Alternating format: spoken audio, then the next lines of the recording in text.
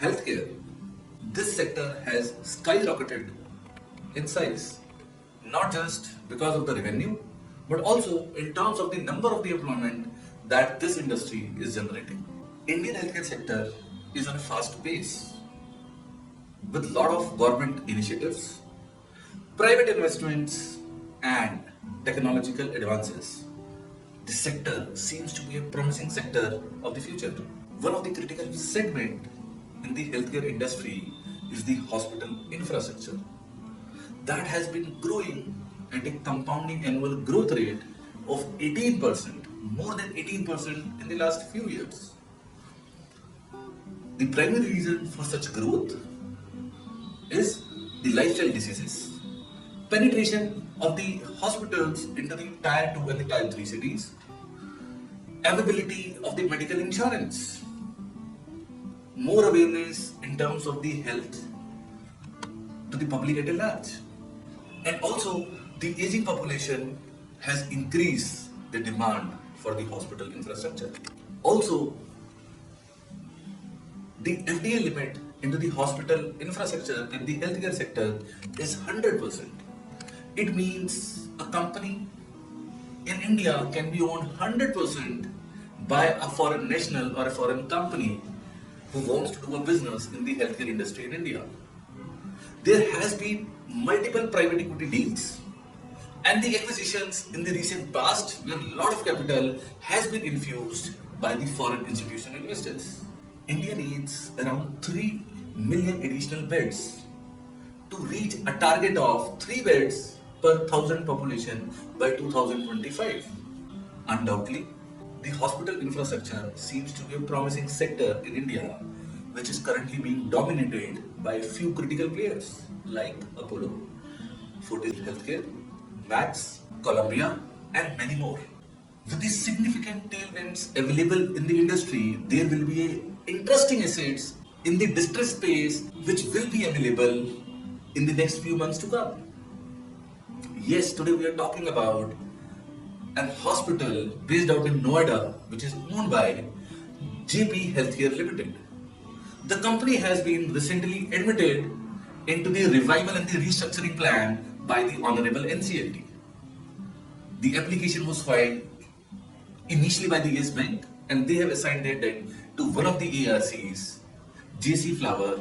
The Jaypee Healthcare owes an amount of more than 800 crores of rupees to the financial creditors.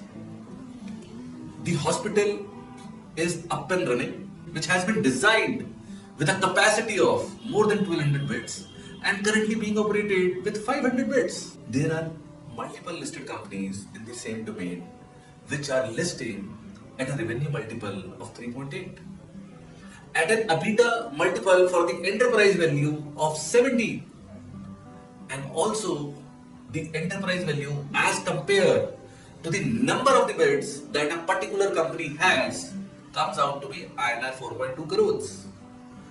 What does this mean?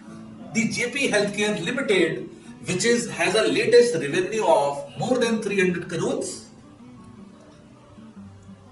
has an operational bed of 500, which can be extended up to 1200, having the facility spread over 25 acres in Noida, which is adjacent to Delhi. Considering the various benchmark companies that are there in the listed domain, considering their relevant revenue drivers, considering their relevant valuation drivers, it seems the resolution of Jaypee Healthcare would end up nil haircut to the financial creditors. The financial creditor owes an amount of 800 crores. For a company having a revenue of 300 crores, for a company having a 500 operating beds in the hospital, at a time when the entire industry is promising, the resolution seems to be very exciting. The resolution surely going to end up with a zero haircut to the financial creditor and also a good recovery for the operational creditor. Taking into account the macro industry positive factors and also the micro factors which are relevant for the Jaypee Healthcare, the discount due to the uncertainties for the acquisition under the Insolvency and Bankruptcy Code doesn't seem to be very higher. As already mentioned, the expected haircut seems to be nil, and the good recovery for the creditors who are listed down in the hierarchy. I hope you like this video. My name is Akhil Ahuja, and at Maven Restructuring, we help the clients identifying the assets with their risk appetite, with their budgets, identifications of the value drivers, estimating the valuation range, and hand-holding the entire process for them in order to make sure the company which is into the distress will be on the growth path in the years to come. Thank you. Have a good day.